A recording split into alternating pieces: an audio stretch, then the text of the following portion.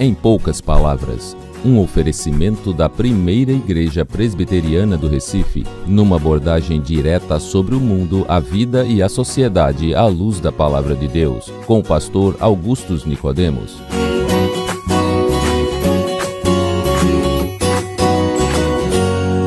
Seja bem-vindo a mais uma edição do programa Em Poucas Palavras. Eu sou Denis Cavalcante e aqui ao meu lado está o pastor Augustus Nicodemos, pronto para sanar sua dúvida sobre a Palavra de Deus. Querido ouvinte, receba a nossa saudação. Denis, muito bom estar com você.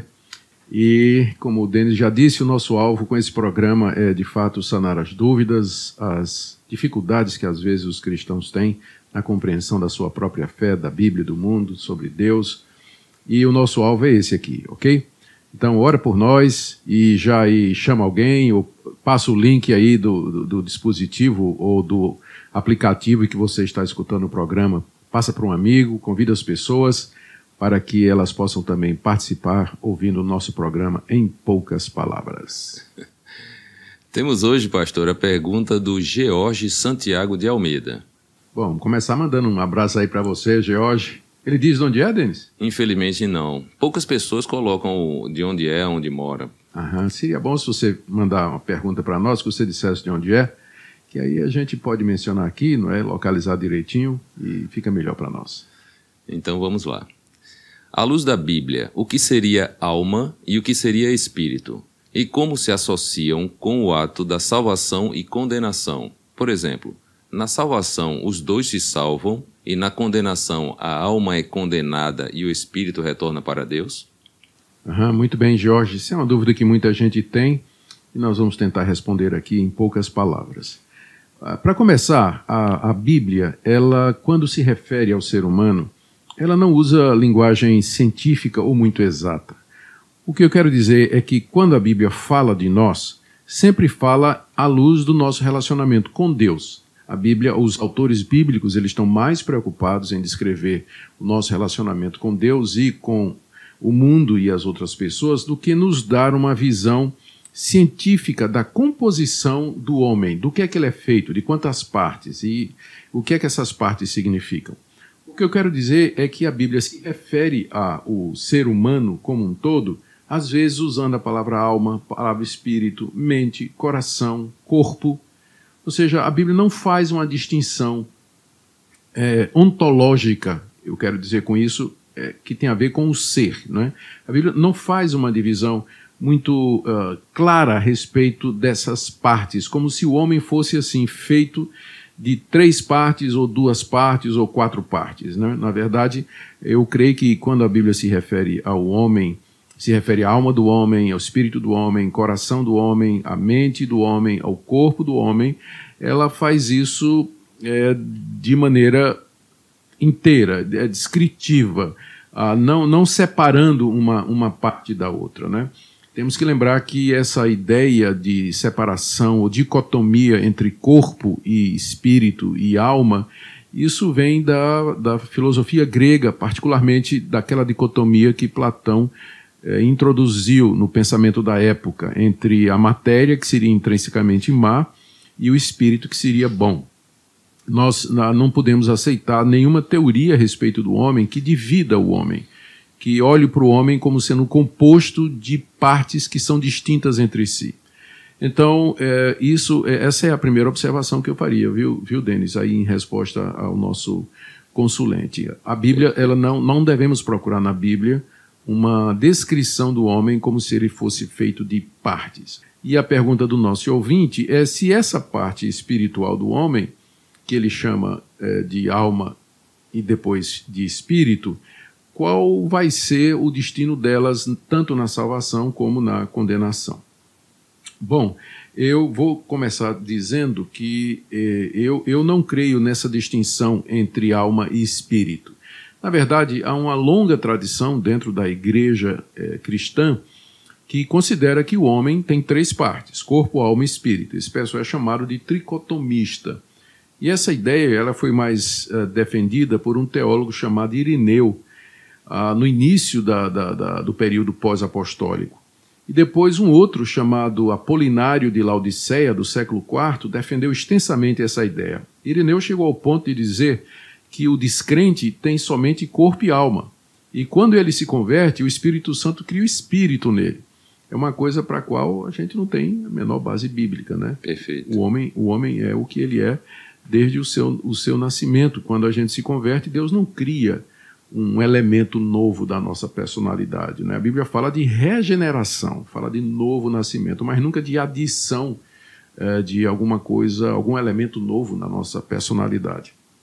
E nos dias de hoje, tem muita gente que defende a tricotomia, né? Talvez os mais influentes sejam a Watchman Nee e também a popular Bíblia de Scofield, que é muito ligada ao dispensacionalismo, né? Ensina a tricotomia. A minha posição, eu responderia aí ao nosso ouvinte, eu me inclino mais a ver o homem como um todo, apenas considerando que ele pode ser descrito em termos da sua natureza física e da sua natureza espiritual. Para mim não há distinção entre alma e espírito.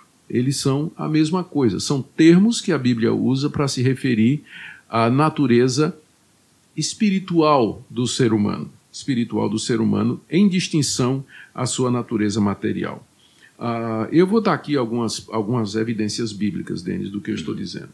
Primeiro, a Bíblia descreve o homem tanto como alguém que é corpo e alma, como alguém que é corpo e espírito. Aqui, por exemplo, eu me lembro de Mateus 10, 28, quando Jesus disse: não tenham medo daqueles que matam o corpo, mas não podem matar a alma.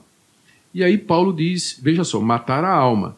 E aí Paulo, aqui Jesus, antes de entrar em Paulo, aqui Jesus está fazendo uma contraposição entre corpo e alma, não é? Mas aí Paulo diz em 1 Coríntios 7,34, a mulher, tanto a viúva como a virgem, cuida das coisas do mundo, de como agradar ao Senhor, assim no corpo como no espírito. Então você vê que tanto faz dizer corpo e alma, como corpo e espírito na Bíblia.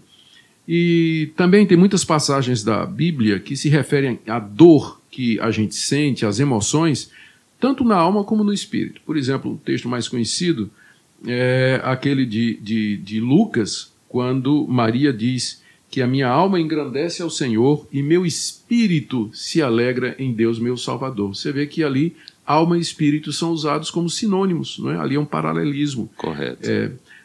Eu poderia lembrar aqui passagens que falam da salvação tanto da alma como do espírito.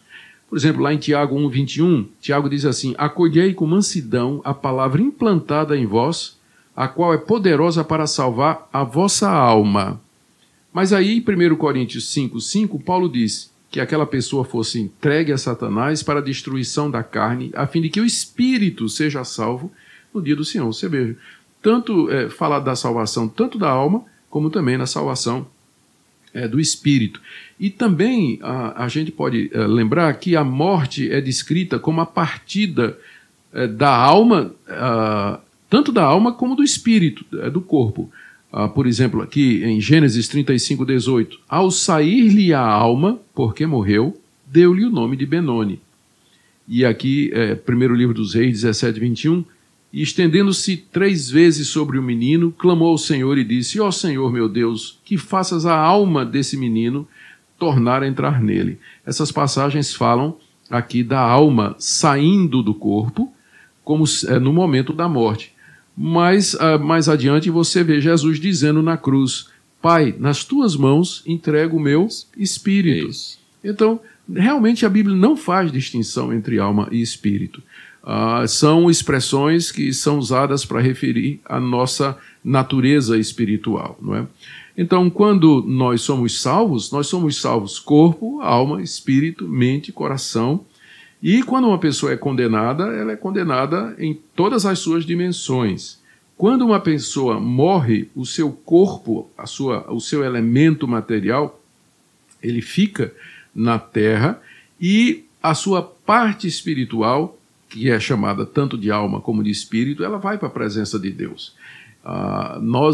Os que morrem, eles estão em espírito ou em alma, já na presença de Deus, aguardando a ressurreição dos mortos e aí então voltando a ser pessoas completas. Essa é a resposta. Qual é o seu comentário final, pastor? O que importa não é tanto fazer uma distinção entre espírito e alma, mas é cuidar que o nosso interior esteja purificado pelo sangue de Jesus e que nós estejamos andando em comunhão plena com Ele. E lembrar que a salvação é completa e que atinge o homem todo. Minha saudação a você, George, você ouvinte que nos escuta. Nosso grande abraço e até o próximo programa.